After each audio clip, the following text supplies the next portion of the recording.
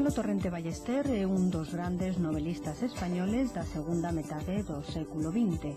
É esta unha afirmación que hoxe, 4 anos despois da súa morte, suscribiría calquer crítico estudioso da literatura ou escritor español recoñecido.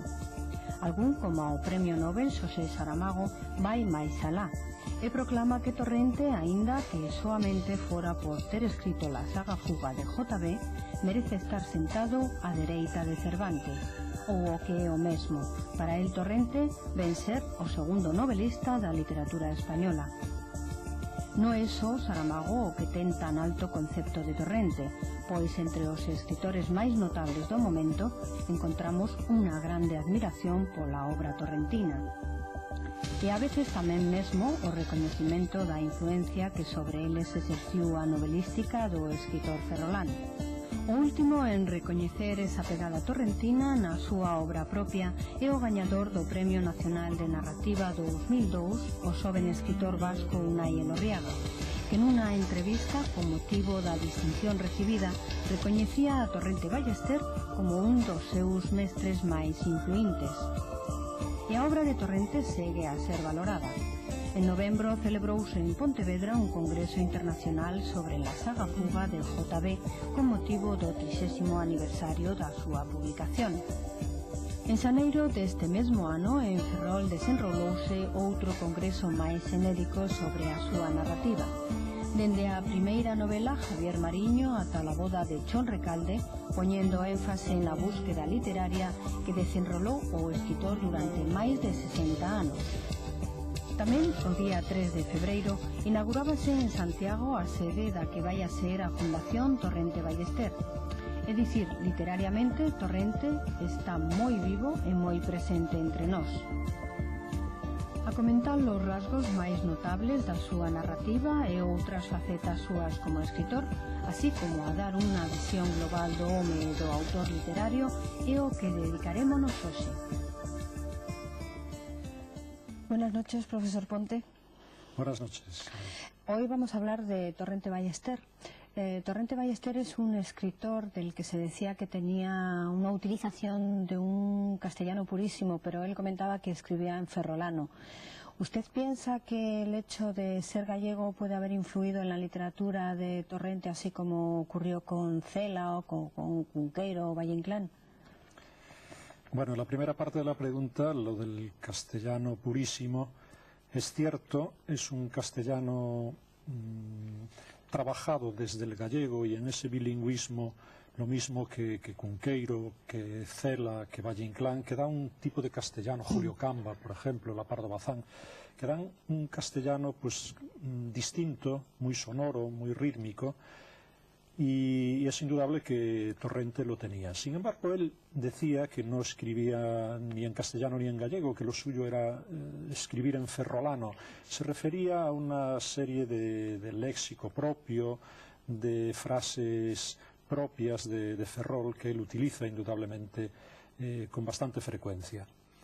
Y en cuanto a la segunda parte de la pregunta, si su origen gallego influye en su obra, tajantemente sí. Torrente Ballester sería otro escritor, no sé si mejor o peor, si no hubiese nacido en Galicia. Y aún más, si no hubiese nacido en Ferrol, que es una ciudad que da un tipo distinto al resto de las ciudades gallegas. En Ferrol, que es una ciudad de la Ilustración, es una ciudad del siglo XVIII, es por lo tanto una ciudad enormemente racionalista, se da un carácter, imprime un carácter, digamos, la urbanización imprime un carácter a sus ciudadanos, a la gente nativa de allí, que no lo da ninguna otra ciudad gallega. Pero como Ferrol está enclavada en Galicia, ese carácter misterioso, mágico, distinto también del resto de España que tiene Galicia, lo tiene Torrente.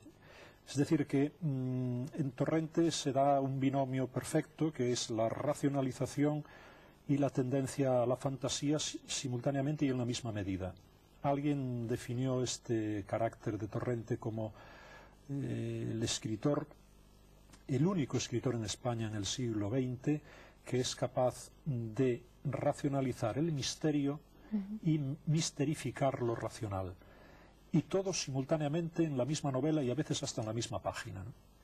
Y profesor, otra de las cosas que probablemente se sorprendería a Torrente es del éxito casi póstumo de su obra, porque Torrente no siempre tuvo el mismo reconocimiento. Al principio sus obras pasaban casi inadvertidas hasta que probablemente por eso él decidió marcharse a Estados Unidos, donde escribió la gran obra, la saga Fuga, ¿no? Entonces, ¿usted cree que estas etapas que vivió Torrente han sido pues decisivas en él y en su obra? Sí, efectivamente Torrente empieza en el mundo de la literatura de una forma de puntillas, casi ocultamente. Empieza en el mundo del teatro, escribe una serie de obras de teatro en los años finales de los 30 y todo el 40, en que no ve publicada ni una sola. En el año 1943 publica también una novela, Javier Mariño, que no alcanza el menor eco en el mundo de la literatura española.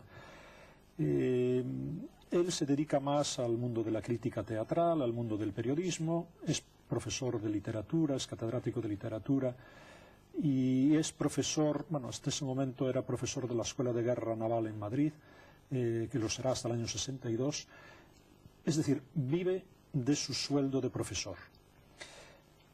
Lo complementa con su sueldo de periodista, de crítico literario, de crítico teatral especialmente, pero el mundo literario, lo que entendemos por literatura, novela, teatro, le está prácticamente vedado. Incluso después del éxito que tiene El Señor llega, la primera novela de Los gozos y las sombras de 1958, que gana el premio Ciudad de Barcelona de la Fundación Marc, incluso inmediatamente después los otros dos títulos de Los gozos y las sombras pasan con más pena que gloria.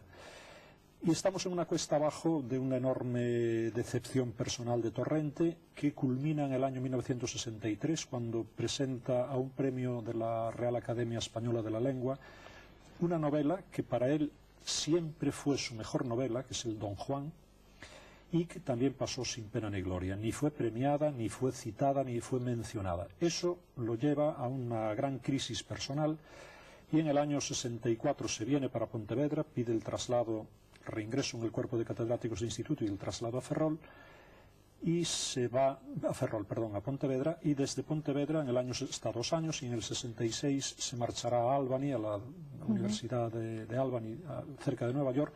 Y eso fue decisivo, porque ahí se gana el escritor. Como tú decías, ahí escribe definitivamente la saga Fuga, que ya la llevaba más o menos pensada, pero que es ahí donde la va a conseguir vertebrar y escribir. Y a raíz de ese momento, pues ganamos un novelista, ¿no?